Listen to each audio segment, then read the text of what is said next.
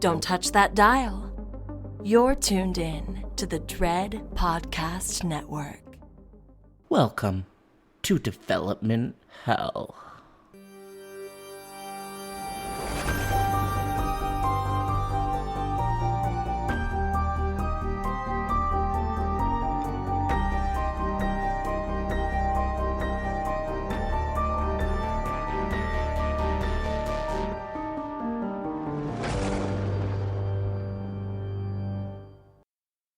For every horror movie that hits V.O.D, countless others end up D.O.A. Development Hell is the podcast dedicated to unearthing these cursed horror productions. We're going to find out what went wrong, and then decide if these titles still stand a shot at the green light. I am your host, Josh Corngut. I am a filmmaker in Toronto, Canada. This podcast is a proud member of the Dread Podcast Network.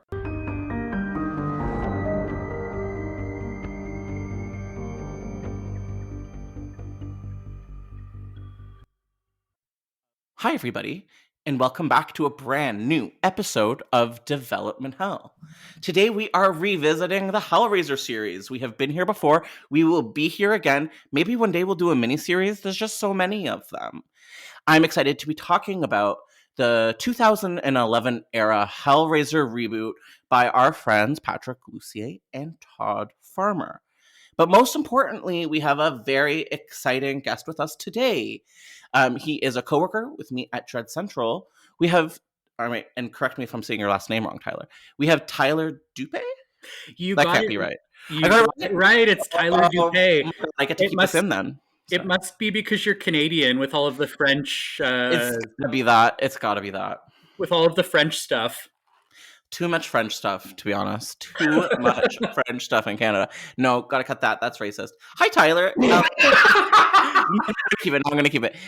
Welcome to Development Hell. This is your first time here. I'm so excited to have you here. I was wondering, could you introduce yourself to the Development Hell audience? I would love to introduce myself, but first I must say thank you so much for having me and that it's my pleasure to be here. In terms of who I am a staff writer at Dread Central. I also work as the managing editor at wickedhorror.com. I've had bylines in Fangoria, Rue Morgue, and Scream magazines, the Sci-Fi Wire website, the Fandango movie blog, RIP, and just kind of across the internet. And I, like I said, just could not be happier to be here today. So thank you again. So we're bringing in Hellraiser. We're going to get to our relationships with Hellraiser. But first, I'm going to say, you brought this as a topic. I'm wondering, what came first for you? The interest in following Patrick Lussier and Todd Farmer as filmmakers, or the Hellraiser franchise? Like, which one was the draw? Oh, probably Farmer and Lussier. I love their collaborations. I love Trick so much. I for what it is, I really like My Bloody Valentine. You know, it's not that movie original, but I think it's a really fun companion piece. I enjoy Drive Angry. I think I'm one of probably a small number of people that actually really like that movie, just considering it's kind of a box office bomb. But, I think it's a whole lot of fun. And I love, I love both of them, together. I love them individually, even their projects that didn't necessarily land for everyone. I think there's a lot to enjoy still about Dracula 2000. I love it. If you're not too critical, not too picky, and just kind of take it for what it is. Never mind Dracula 2000. What about Dracula Ascension, Dracula Legacy? Who knows what the third one's called? Into them all. Quicker down the line. But my big question for you right now, Hellraiser in you. Like, where is it with you in terms of like your franchises in the horror realm? Is it a top tier, middle of the realm? What's your relationship with Hellraiser? It's in some ways kind of an odd man out for the fact that the first two are so good. I mean, just really good. And then it just kind of, goes downhill from there. And even Judgment, which sort of got it, I don't know, a little bit back on track, was not great. So, I mean, it's just, there's a little bit of good and then there's so much bad. So I guess on that basis, it's somewhere in the middle for me, like but if it were just the first two films, I mean, those are near perfect. So They That's are. what keeps it from being, I think, lower on the list. Is just that those first two just really hit a cinematic sweet spot. They're scary, they're sexy, they're just so many different things, Mhm. and I have so much love for both of them. The third one, though, for me is very transitional because it's not as good as the first two, but it's a whole lot better than almost everything that followed. Mhm. So it's kind of that weird middle of the road type deal. The acting is just so bad. I mean, It's it's not incredible in the third one. And you and I are actually going to be talking pretty in depth about Hellraiser 3 today. The truth of the matter is, I had never seen it before recording today, and it is the first of the Dimension Films Hellraiser series. So we thought, why not get into it a little bit? But I'm a fan. I was just saying to Tyler, they're a little gross for me. Sometimes horror, and me have a hard time being in the same room. I can handle it because it's incredible and it's queer, but sometimes that's hard for me. I love really shitty direct to DVD sequels from the middle of the 2000s. That's a sweet spot for me. And because of that, this series kind of I don't know, I can watch some of those really bad direct to DVD ones with a little bit of love in my heart. Specifically Hell World. Have you seen this one, Tyler? Number yeah, 8. Okay. yes, that's the game, right? Oh The whole yeah, world game. baby. Yes, it's like a internet rave themed direct to video Hellraiser movie. Which, okay, yeah, and Henry Cavill's in it, and they're all in like some weird like techno rave, and the slogan for it is "Evil goes online," and that makes me laugh every time. Yeah, it really dates it, I think. I mean, that makes it Oh very much yeah. a product of that era because you would never give a film today a tagline like that. No, it's hilarious. It almost makes it like kind of post 2000s. You know, the 2000s are kind of in now with like fashion and music. It's all kind of having a second wave. Uh-huh. And and that movie kind of has that, I don't know, accidental 2000s aesthetic if you're going to Right. have a Pinterest board about it. If you had to pick one favorite sequel in the Hellraiser realm, which one would it be? Well, definitely two. Choose fantasy. Um, I I like that it keeps a similar, I would say, tone and similar quality to the original, while sort of branching out and going in a slightly different direction. I love Yeah. that. Yeah. I love that the Kirsty character carries over, and I love the callbacks to the original. But it really is its own entity to be enjoyed, Yes. as an augmentation of the first or as its own thing. And I think I love that about it because I feel like I can't really say that about any other film in the series. I mean, No. three comes about the closest to being almost good, uh, Sure. but Yeah. doesn't quite. It doesn't get there. Number two kind of has this like adult Jim Henson quality. It's like very fantasy in a way that I really enjoy, and it's very fun. The first one is just so dark, but the second one is less scary to me because it has this open world fantasy vibe. That's such an astute observation. I'd never thought of that before, but you're so right. It really does have a very kind of Jim Henson quality to it. Like, I can see certain similarities like to Labyrinth with kind of Mm, entering the other yep. realm, much like in the way that Jennifer Connelly's character does in Labyrinth. And God, what about the Julia skin suit? That is one of the creepiest things I've ever seen. It's gross. I would say the only Hellraiser movie that's grosser. I don't know. Me and Mary Beth, who also works at Dread Central, revisited Hellraiser 4 Bloodline not that long ago, and that might be the grossest one in the series. Thoughts on this I don't take? I don't know that I've ever seen that. I've not seen a Oh, whole lot. Like I've seen Judgment, I've seen Hellworld. I don't know that I've seen a whole lot. Oh, and then I saw the one where they recast Pinhead prior to because there was Revelations. one. Yes, thank you. There was one before Judgment, Yeah. Revelations, where they recast Pinhead. I've seen that, and that was pretty god That, awful. I I mean, hear that's the worst of all. I have not seen that one, but I do hear that's the most maligned. Well, this is when Dimension Films was really spitting them out because they had to by law. Are you familiar with why they were producing like $500,000 Hellraiser movies by the end there? Oh, Because there certainly, is, they wanted to yeah. maintain the rights so that they could launch a reboot or continue to monetize the property because they assume the rights would Yes. revert back to Clive Barker or whoever the original rights holder was. Yes. So they literally just spat them out. Although they did give the last one, Judgment, which you've mentioned now, to, am I going to say this right?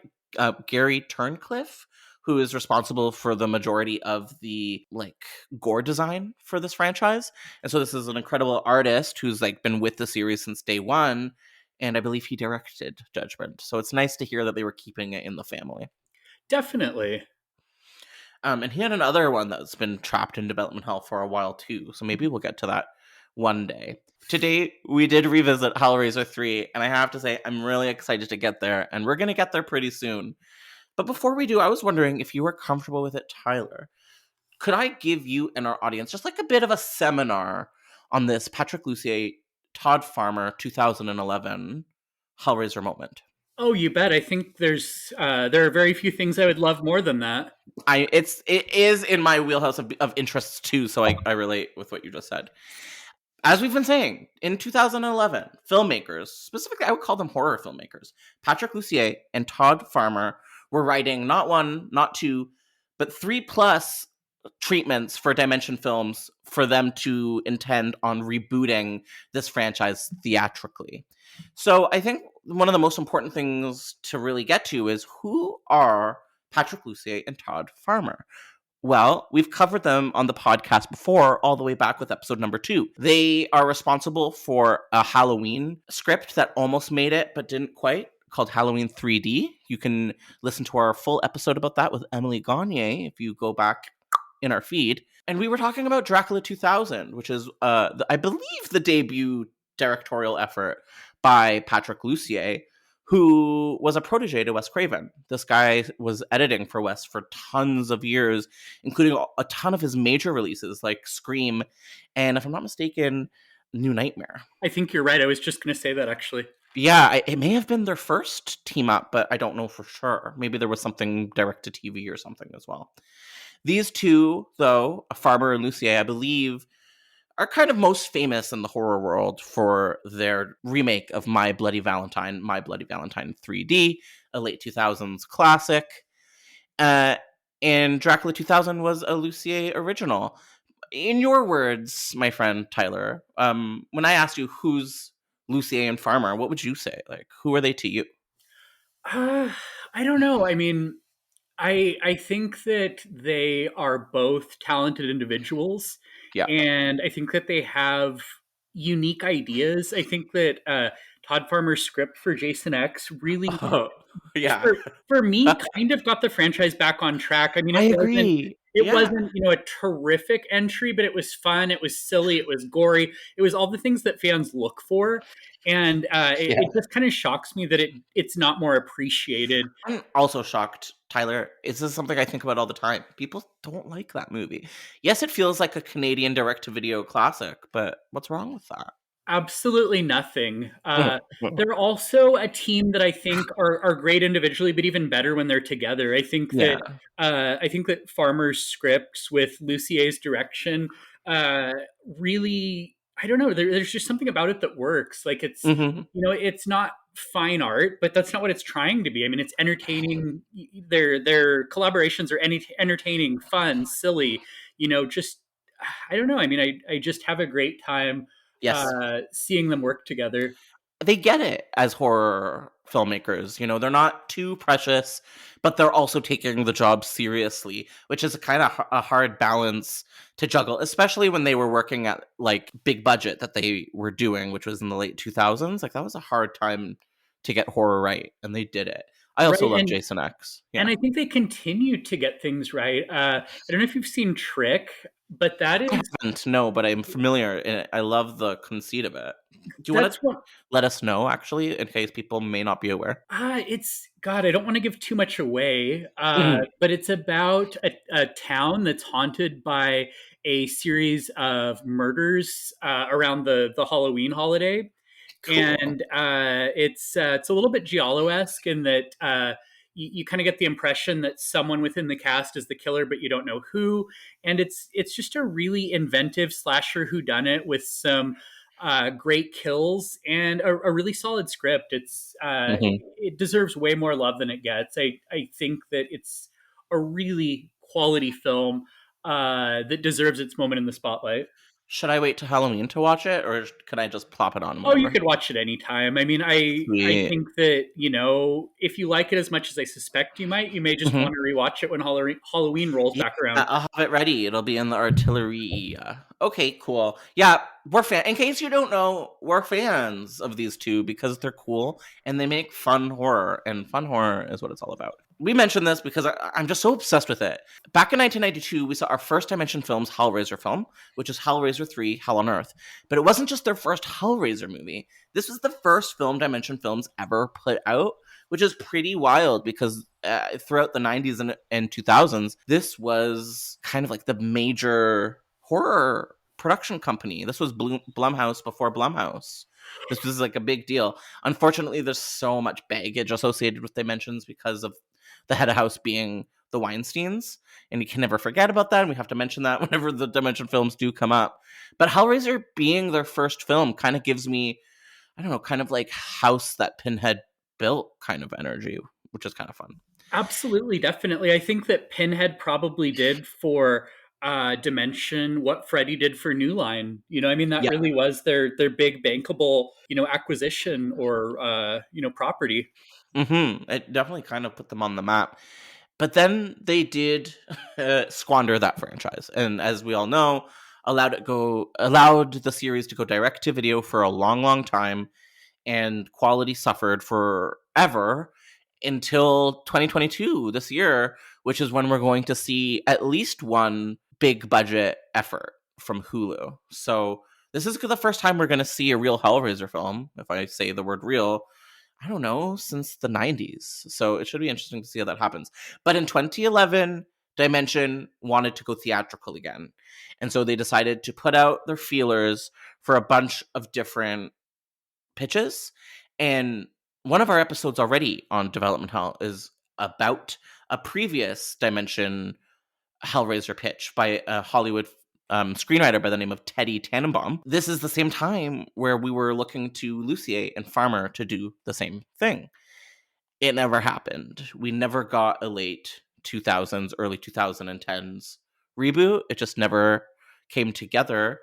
But it would have been cool to see what these two could have done with it. But before we get too much into what that could have looked like, would you want to talk a little bit about Hellraiser 3, Hell on Earth with me, Tyler? Oh, you bet. I would love to.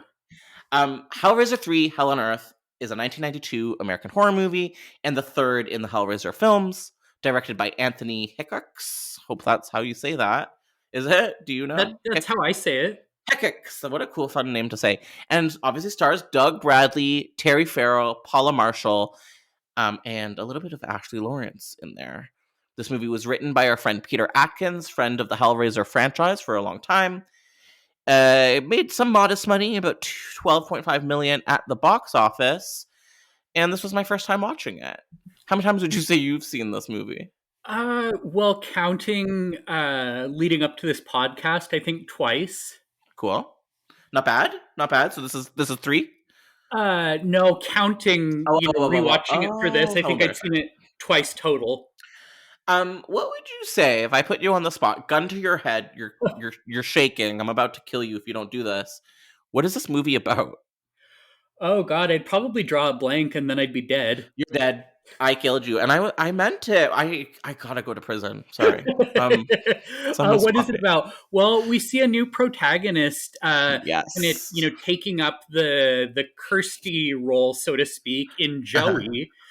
Joey is a television news reporter looking into a series of violent crimes, murders that have been going on in her area.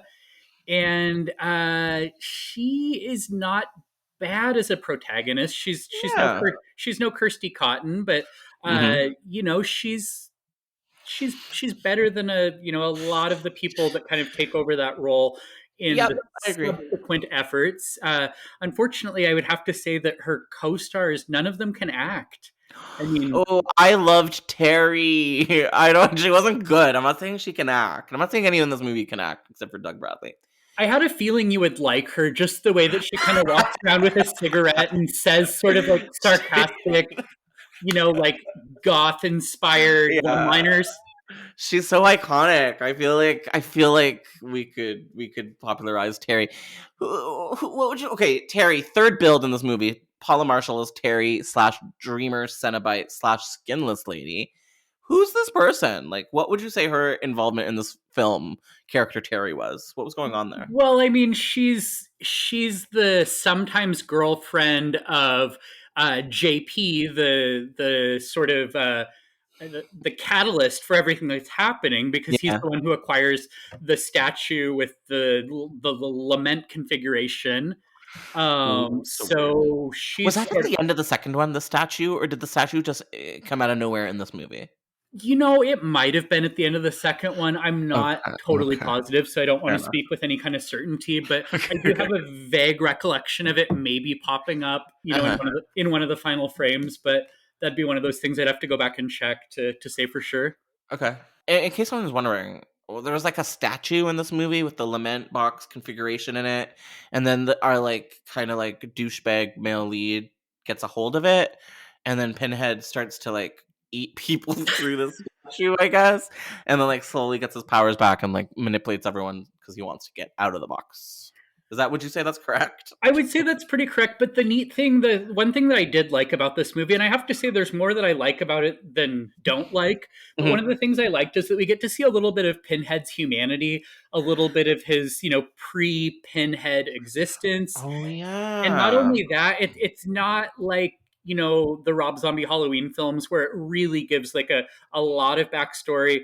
It's or like, the Black Christmas movie, the 2006 remake, where it, Uh-huh. gave you all that about Billy and Agnes. It's just a little bit of an aside, which I love, because I don't like to be hit over the head with excessive backstory in follow-up efforts or prequels Mhm. or whatnot. Like I think sometimes keeping the killer a mystery, keeping their origin story a mystery is, less is more. But Mhm. in this case, it just gives us a little bit, just a glimpse into his humanity, who he was prior to becoming the Hell Priest, and I really kind of liked that, because we see that he has a human side that we never see when he is Pinhead. Yeah, we see quite a bit of Doug Bradley in this movie as Captain Elliot Spencer. I don't know if that worked for me as someone that like this was my first experience with it today in 2022. Uh It huh. was I feel like it kind of softened Pinhead in a way that I don't know if he's meant to be softened. Just literally by seeing Doug Bradley's like normal mug, I was like, oh, it kind of like I don't know. It took away the edge for me in a way that didn't necessarily work, but it was absolutely interesting. And there's such a point. There's like a case to be made for doing it because Yeah, yeah, it's ballsy. definitely. I think I liked that it didn't go too deep. That wasn't it wasn't a major subplot, or like, like the secondary storyline. It was just kind of like a tertiary. Hmm. We're going to throw a little bit of this in, which, and for me it worked. Maybe on a repeat visit you'll enjoy it more, or maybe you'll hate it even more than you did this time. Who knows? I didn't hate it. I have to say, I actually quite enjoyed it because it's camp. It's high camp. I would call this one high feminized camp. Especially when he like does his like hell sermon at the end, which I'm sure is like very famous because I do see that image pop up everywhere. Uh huh. And they're really going Freddy Krueger with our boy Pinhead this time around. Like he's getting sassier and he's very sassy in this movie. He has a lot to say. Um and he's petty he's just very petty in it. So I like that they go full like part 4 Freddy with him, Uh but huh. it does make it less scary to me and therefore, I don't know, easier to access, I guess. I Easier to watch. agree. I agree that it's definitely less scary than the first two. The tone is definitely a little bit different, and I think that the acting just not being that great takes me out of the film a lot, Yeah. and that in turn kind of makes it less scary for me. It kind of felt a little bit, just like a little bit like the third Candyman movie. Uh-huh. Have you seen, what's it called? Day of the Dead? Yeah, yeah. yeah. Have you seen Candyman 3 Day of the Dead? I don't know that I have. I really do enjoy the first two in the original canon. Of course. But yeah, remember... Oh, sorry. I've just never heard anything good about the third, so I haven't really made a point to seek it out. Do you have thoughts? Bad. Oh, it's heinous. It's heinous, but I just love trash direct-to-video sequels. So don't ask me. I'm not the one. I don't know. I don't count. I want to talk about the Cenobites in this movie. Is that okay with you? Oh, that's very much okay with me. The ones that stand out in your brain for me gotta be DJ. I think it's just the DJ Cenobite with the CDs in the head, and then he kills you with CDs too. He throws them at you and you explode. Right, and I think he shoves one inside of his head like a dashboard CD player in a car. Yes, and that's pretty tremendous. Like incredible. Oh wait, there's a DJ Cenobite and a CD Cenobite. Am I confusing the two? It's possible that you might be. I don't think... Interesting, because there gotta be... That sounds like two different dudes. So I'm thinking definitely of the CD Cenobite. Right. That's just popping out. He's like one of those car CD players from like the late 90s where you could put like 5 in at once. Yes, like a 5-disc changer. Absolutely. Yes. That's what he is to me. Very practical. Would you say you have a favorite Cenobite in this movie? Well, it would probably be him. I mean, he's certainly the most memorable, and he definitely plays into the whole, kind of idea that film is very much a snapshot of its era.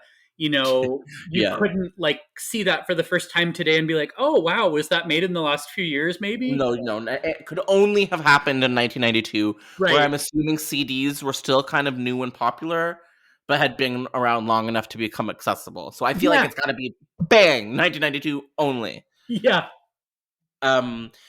Okay. All right.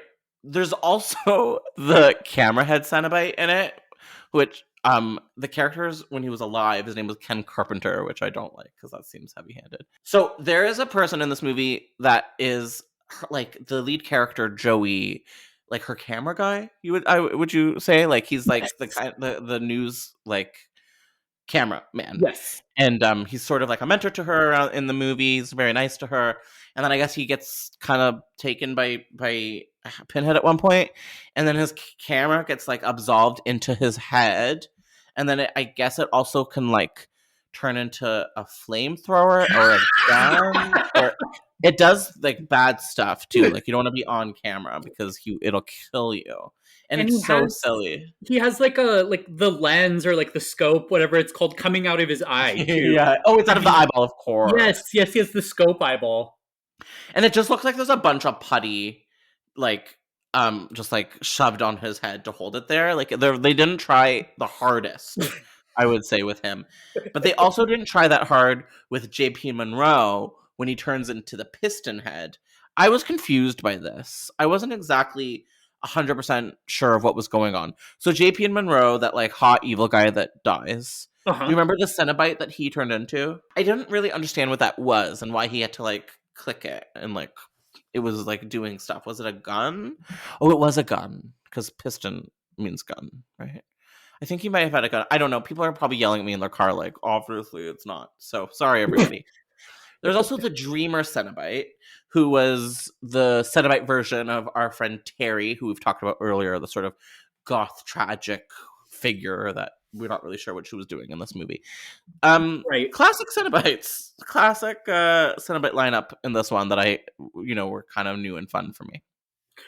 Yeah, I felt like Terry was kind of underutilized as a Cenobite. I mean, she had much better lines in her human role as compared to her turn as a Cenobite, which was unfortunate because, she had some really kind of silly, quippy things to say. And I felt like they could have done a little more with that. I loved her hair too, as I think I've mentioned before. Straight and black, very goth girl, into it. So we were talking about before Joey, our lead character in this one, who kind of is replacing Kirsty to middling returns. she's okay. Like I think she could have been worse. It may have been her writing. The actor Terry Farrell may have done an okay job, in my opinion. Did she like? Do you think it was more the acting that was bringing it down, or do you think she could have heightened it if she was a little stronger? Uh, I I feel like almost everything about the movie could be improved in one way or another. So it Yeah. may be a case of a little bit of both, but I I don't know. I feel like all things considered, she did well. I mean, she's certainly the most relatable character in the movie, and she's the only person in the movie other than Doug Bradley with any real prowess at acting. So Hmm. I have to give her that. What do you think? Yeah, I think that it was very middle of the road, and I think when it comes to a third Hellraiser movie, like there are worse things that you can be. So Terry Farrell, you got it. She also has a very funny line. Oh yeah, where she's like talking to a priest, and she's like, "There's demons," and the priest is like, "No, they're just metaphors." And then Pinhead busts through the door, and she's like, "Well, then what the hell is that?" And I'm still laughing, or maybe she says "fuck," but she says something funny, I and thought that that was was like. an interesting line for the priest to say. Just because, like, unless you're some kind of very like Mhm. Unitarian type religion, normally you accept, if you're like entrenched in the Christian faith, you accept that the Bible's meant to be taken literally. So I thought that was a really interesting choice by the screenwriter to actually have him say that, because I don't know, it kind of Mhm. flies in the face of a lot of the kind of popular tenets of Christianity.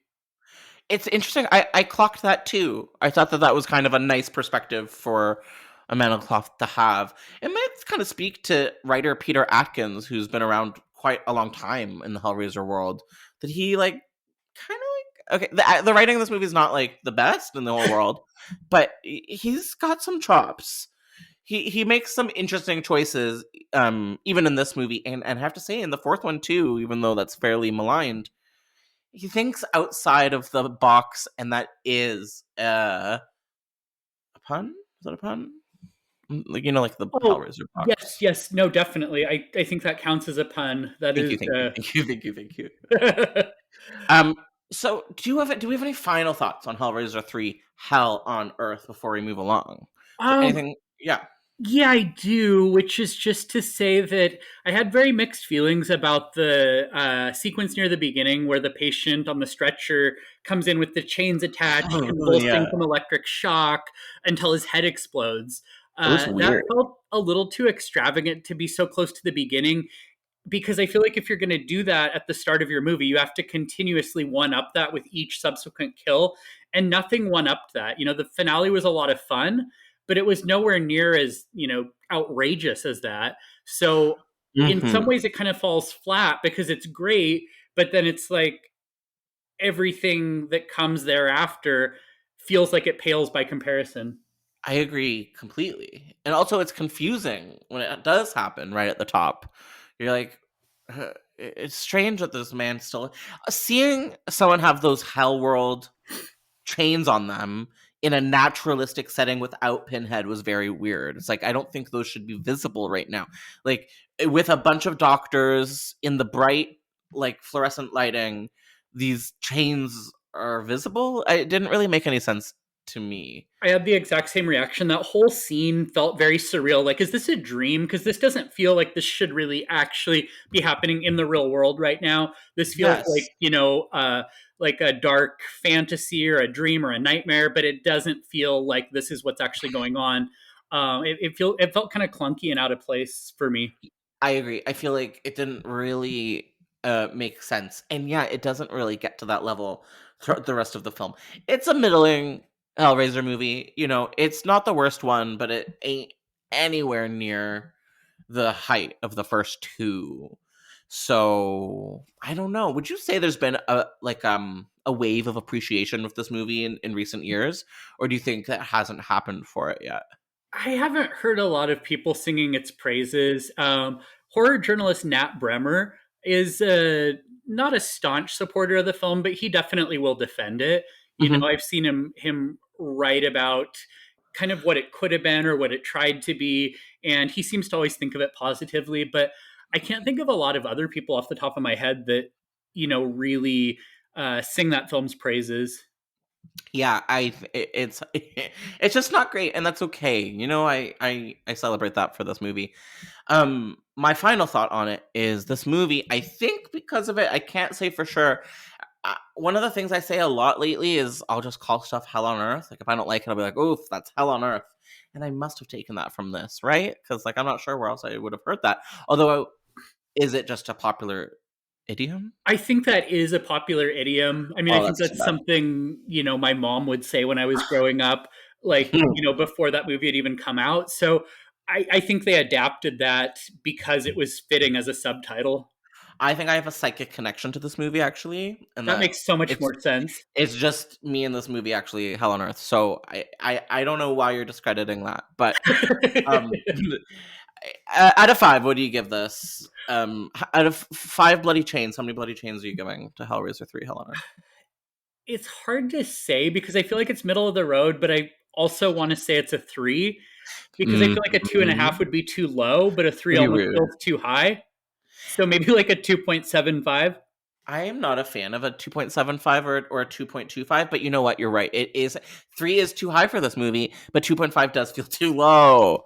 So it's in the liminal space. It's so It's a close C to being plus. really good. I mean, it has a really balls to the wall finale, and it has some great sequences, and it has an okay character in Joey. And the JP situation is kind of interesting, like how he's, bringing in women to seduce, like Julia was doing with men. So I mean, there are so many things about it that are good, but nothing great, and some Mhm. things that are less than good. So it makes it a hard one to give a rating to and feel totally fair about it. Well, I'm waiting. Oh, you said 2.75. I agree. This is a C plus. We love it, and I'm sure I'll watch it many more times before I die. I actually Well, liked it more the second time. I think the first time I was so disappointed that I said never again. yeah, Uh, because but it's not the first two. No way. no, it's not. But I think I was almost pleasantly surprised this time just to see that it had some of the characteristics that make the first two great. So it was, I don't know, that made me appreciate it more than I did the last time. I'll never call it a great film, and I'll never say that it gets everything right, but it's better than I remembered. So that is something positive I can say about it. And it sort of was the reason for the direction horror took in the 90s, because I don't know, it had a major influence with Dimension Films coming about. It was the very first film, as we said, to ever be released through them. And then fast forward through the future, you get to 2011, and Dimension Films are like, we want Hellraiser back. We want to put Pinhead back in theaters. And who are they going to? They're going to Todd Farmer and Patrick Lussier for a bunch of treatments. So, as we promised, we're going to get in a little bit into what this movie could have looked like under Farmer and Lussier, based on a couple of articles from Bloody Disgusting and honestly some cool quotes from Patrick Lussier himself, as he did a bunch of interviews around 2010 to 2015 era. Um, would you mind if I gave you a couple of these quotes from the mouth of Lussier himself? No, I can't think of anything I'd enjoy more at this moment. We're fans. So in 2010, he was speaking to Moviefone, and there's an interesting quote. He said on the film, "We are officially a go. We want to work within the massive Hellraiser mythology that exists and create something unique. We think Clive's film stands on its own. We think it's brilliant. It had such a specific dark vision that at the time was unlike anything that had come before it. So to just remake a movie of his, but with more money, is not something that we wanted to do. We wanted to work within the Hellraiser lexicon." Were you familiar that around this time that there were rumors they were trying to go PG-13 with this franchise? I did hear some rumblings about that, and I remember just thinking, wow, what a fool's errand, to try to take a Huh. very adult movie that's like almost pushing NC-17, and then market it as, oh, this is kind of family friendly. Yeah, really weird. Like just the subject matter to talk about in conversation would get it up to PG-13. I don't know how they would have ever managed to do that. But these rumors were addressed by Patrick Lussier in the same interview. And this is what he had to say about that. He said, "Oh, God, no. We definitely did not want to do that. we wanted to make a grown-up movie. The sequels all went on to be smaller in scope, but our idea was that if we were going to make it, let's be epic and explore the doorways and opportunities Clive created, always keeping in mind that what he did and how he did it.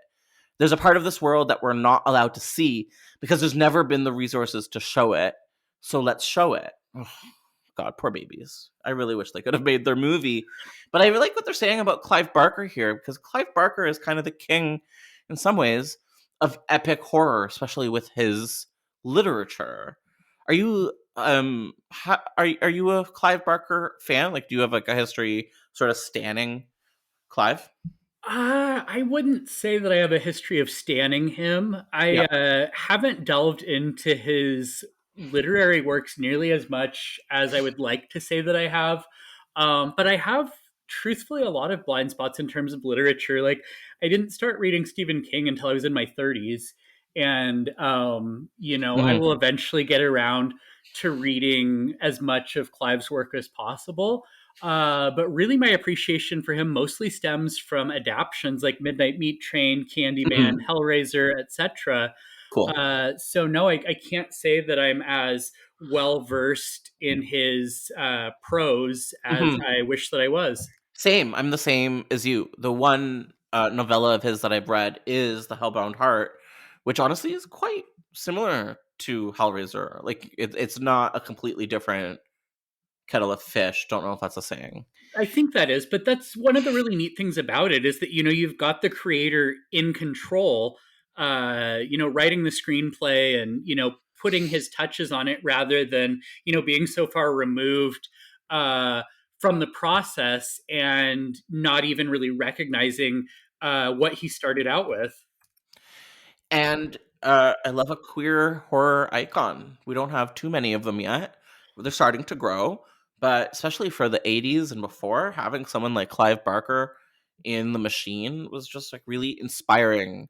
Yeah, as a queer creator in the space too. So absolutely. Yeah. I would love to see more creators write and direct adaptations. And I know that maybe we don't see that as much because of, Maximum Overdrive, where Stephen King tried to, kind of take the directorial reins and failed sort of miserably, at least according to most fans and critics and anyone that's seen the movie.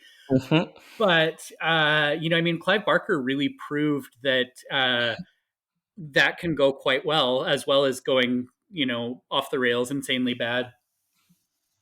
Yeah, I think, I agree with you. I think Stephen King kind of gave it a bad name, but I love to see it. And I think I'd like to see it more, especially from queer people. Yeah, I have a couple more quotes that I'd like to deliver from Lussier from around this time.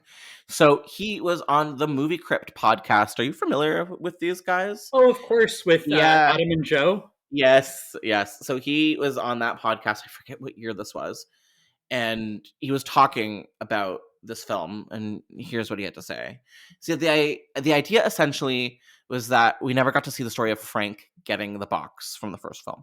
So imagine if Frank is actually the darkest version of Jack Bauer from 24 and Nicolas Cage basically from National Treasure. It would have been the evil National Treasure movie. I don't know how serious he is about this, but I actually see exactly what he means in terms of like scope and archetype of character. It being a Frank movie. Did this make sense to you as a quote? Like, could you see what he was saying, or do you think he's being silly? God, I don't know. I don't feel like I see. I don't feel like I identify with the quote as much as you do. I remember reading that and just kind of thinking, well, how does the head of a counter-terrorist unit become this, like, I don't know, pleasure and pain seeking, like, freak of a character? I just couldn't really meld the two together. So maybe it helps that I've never seen 24. Maybe that helps. Maybe it helps my cause. I feel like that would help a lot. Have you seen National Treasure? No, but that I have interest in. That I think I'd enjoy. But no, I haven't seen either. Okay, well, but I mean, both of those are like good guys, like, trying to. I mean, neither one of them is even like an anti-hero. So imagining one of them as Frank, being familiar with both of those properties was really hard for me to sort of see. Yeah, I know what you mean. But I think I see it as more of there's this protagonist in Frank that is having to go on this epic like journey to the center of the earth basically because of this box. So we have this like gross character who's like escaping hell, but you're gonna open the scope and have him sort of be on this like high intensity treasure hunt basically. And I think that could have been kind of fun. But isn't he also kind of the new Pinhead in that script? Yes. So interesting you were saying this. Yes. So in at least one of these three treatments these two guys were coming up with, yes, Uncle Frank from the first film was essentially going to portray the new Pinhead. He was going to be the big scary archetype. And on that, from the same podcast, from the movie Crypt episode, Patrick Lussier says, in the beginning, Frank is going to get the box, but he's in Shanghai.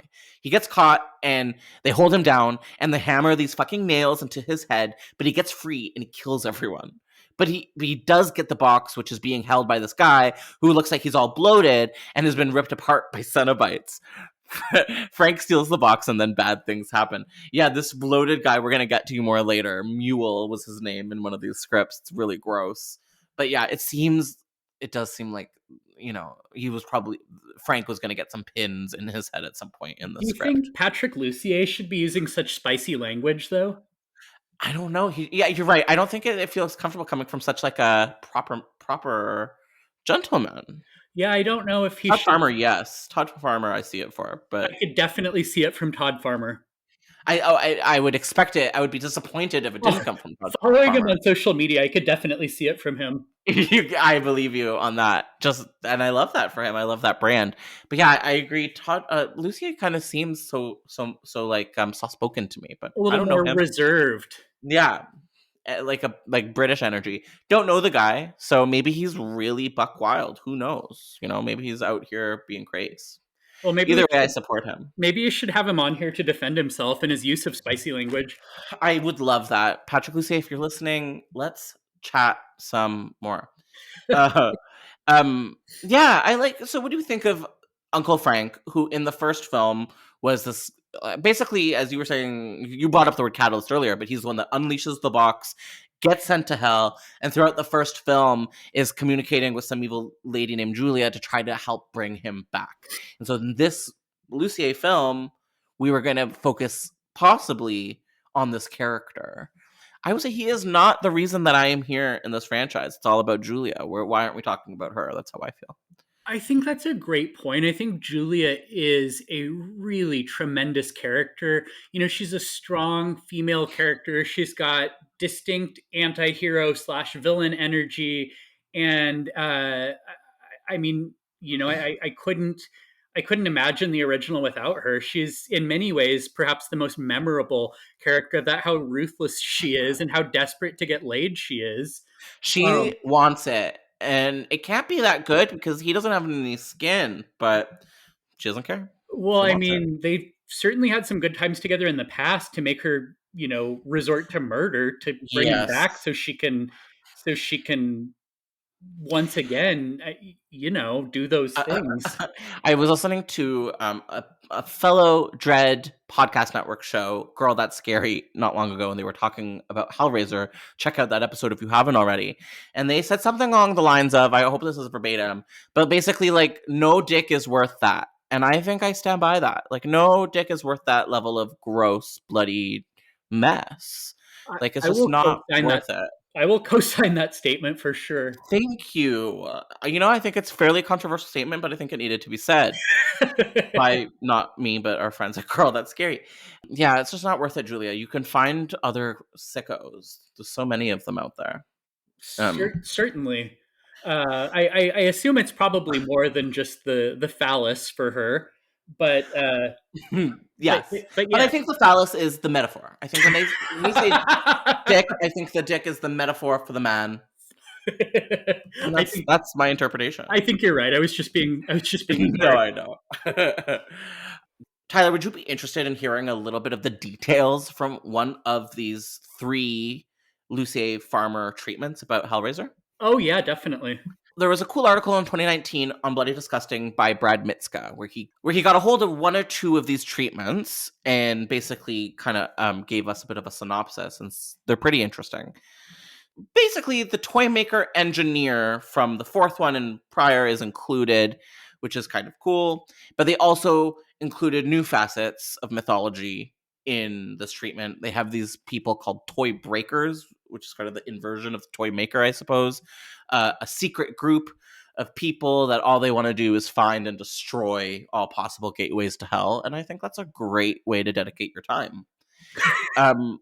So in this breakdown by Mitska, we get a character by the name of Lisa, who's orphaned as a baby.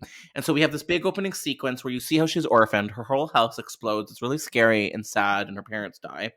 But we're introduced to two of the main Cenobites of the film by the name of Black and White. And they're sort of like, like opposites, the yin and yang of hell, which is, I think, a little silly. And we also meet early on the main big monster evil dude of this film, and his name is Glass, and he's basically a Cenobite with like stained glass coming out of his head, which I think is actually kind of cool. So we also meet these two main toy breakers by the name of Blythe and Truman. These are the dudes that all they want to do is cut off all the gateways to hell. And further down the line, we're seeing Lisa as a young adult, like 19 or something, with a bunch of her friends, and these are our lead characters in this film. Early on, they're hospitalized after a car wreck, and we see at the hospital there's this overweight man by the name of Mule. And I believe, if I recall correctly, this guy was also responsible for the death of her family at the beginning. So we see that she's sort of not able to escape the puzzle box. Like, the puzzle box is always coming for you, Lisa. Don't you forget it. So Mule arrives and like cuts the puzzle box out of his tummy, which is sad. I don't like that for Mule. And yeah, so the puzzle box arrives. Presumably someone opens it, and the hospital is overrun by Cenobites, minor sort of like government level Cenobites referred to as the Lowbites, which I don't like because it reminds me of low lights, and I don't think Cenobites need that. Pinhead shows up and is defeated fairly quickly, and that is a very quick rundown of what could have sort of happened in maybe one of these treatments. What did you take from that little story I told you? Did any of that land in your heart? Did that make sense at all to you? I mean, how did I do personally? You did great, because you always do. Oh my god. I think that it just sounds kind of epic. I mean, it's possible it could have gone horribly wrong, but it just sounds so epic and so expensive and so kind of polished. And I would have loved to have seen that realized. I think that, it's been so long since we've seen a big budget Hellraiser movie, and I know that we have one coming to Hulu. But I mean, that would have been pretty major, and it'd just be interesting to see where the franchise would be now had that trilogy of films actually been realized. Wasn't 3D fatigue kind of setting in by that point, or did that not start until later, do you think? I think it's gotta have been. It could not have been long after the peak, which was what, 2009. Well, isn't it interesting though how Farmer and Lussier kind of kickstarted the 3D thing with My Bloody Valentine? Invented it. Invented it. Okay. Yeah. They were there, 1933, first time. They Will Never Die. Yeah, I think for sure, at least in the horror realm, because everything after that, like, we learn they were the go-to guys. Like, we wanted a Halloween 3D, we wanted a Hellraiser 3D. Like, they were throwing every franchise at these two after they did that one. I remember interviewing Todd Farmer for my blog when I just first started writing, and cool. I think I remember him saying that the 3D cameras were like the size of a refrigerator, and I just find that so interesting to How think do you about. Move it? I want to see that in action. I know. I mean, I'm sure that it's much different now. I imagine the technology has, become much smaller. It's just a pair of Google glasses. That's right. all. It probably is. Just like put it on Greta Gerwig and you got a movie. Indeed. I'd watch she kind of has the golden touch, doesn't she? I cannot wait. She's making a Barbie movie, and it's gonna be good. It's gonna be good. I don't know about you, but I feel ready to land into conclusion territory. How do you feel about that? Oh yeah, definitely. Let's conclude this shit. So you may be aware, maybe you're not aware, but on this podcast, we decide, we are the suits. We will say if this stands a shot at the green light. But if it doesn't, that's up to us too. So this is a lot of weight on our shoulders. So Tyler, I have to ask, will we ever see a Farmer Lussier Hellraiser movie at some point in the future? I mean, if it were up to me, yes, we absolutely will. Realistically speaking, probably not. Yeah. I can't think of too many instances where a project has fallen through and someone has gone back to that screenwriter and said, "Oh, I want you to do this again." So, realistically speaking, I don't think there's any chance. But Yeah. if I were the one greenlighting it, it would go into production tomorrow. Well, it looks like we got to give them a call because they're going to Hollywood. What is next for Hellraiser? Tyler, do you know? Are you familiar? What's going on with this franchise? Well, I know that we have a female Pinhead coming up in a big budget sort of reimagining, relaunch of the franchise. Yeah. But I don't know a lot of details, so I'd love it if you could fill in the gaps. So we have our friend David Bruckner, who is kind of a new kid to the horror scene. He directed, I believe his first film was The Ritual for Netflix, a very spooky in the woods horror. And then this year he released, a big horror moment, which was The Night House, which was on a lot of people's best of the year list. Was it on yours, Tyler? No, it was not, but that was not necessarily an omission, more so than I just didn't get to it in time. Fair enough. It's an interesting one. It's definitely thinking outside of the box. It's very spooky, existential horror. There are some Hellraiser, grotesqueness to it that might be an interesting slide over. Who knows? So this is a choice of director that I am interested in seeing what he does with it. And yes, we have our first female Pinhead, which is so exciting, and it's going to Hulu. So I assume that means it's going to be direct to streamer. So I don't know, that we might have maybe different mixed feelings on that, because it'd be nice to see a Hellraiser movie in theaters. But don't you think, though, that there's a huge difference between direct to video and direct to streaming? Because direct to streaming can have a 30, 40, $50 million budget. Yep, absolutely. But it does kind of still feel like it's in the middle. No matter how big the budget, doesn't it kind of still feel like it's not getting... It just feels, I don't know. It's an emotional thing. I don't have that association with it necessarily, because I think that in some ways, streaming is kind of the next chapter for, big budget films. Or maybe not the next chapter, but it's a perfectly respectful alternative to theatrical. And some of the streamers, like Amazon, will even release some of their stuff into theaters. So it's becoming, the lines are becoming blurred. And, I don't think of direct to streaming as less than in any way necessarily. Interesting. I think that it can very much be on a par with, there are theatrical films that are made for so much cheaper than stuff that's made direct for streaming. So it's hard for me to see it in any way as not entirely equal just on the basis of where it's launching. You know what? You're changing my mind. You're here. You're changing the world. And that's important. Well, I'm here and I'm queer. So we're here and we're queer. Get used to it. Imagine if someone hadn't known that. They're like, Josh is straight. Well, now illusion is shattered. Oh, no, I've just you outed me. How dare you?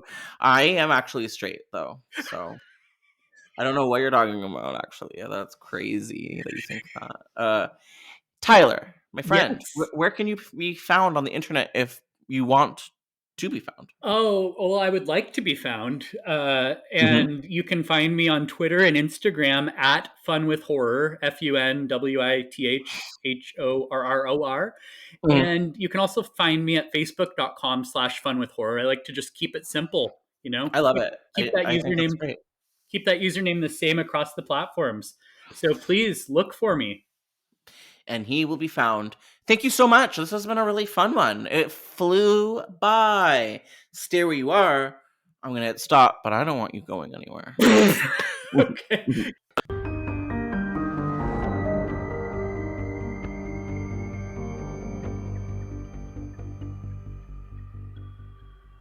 All right. Well, thank you so much for listening. And we'll be back with another episode of Development Hell. Thank you for listening to the Dread Podcast Network.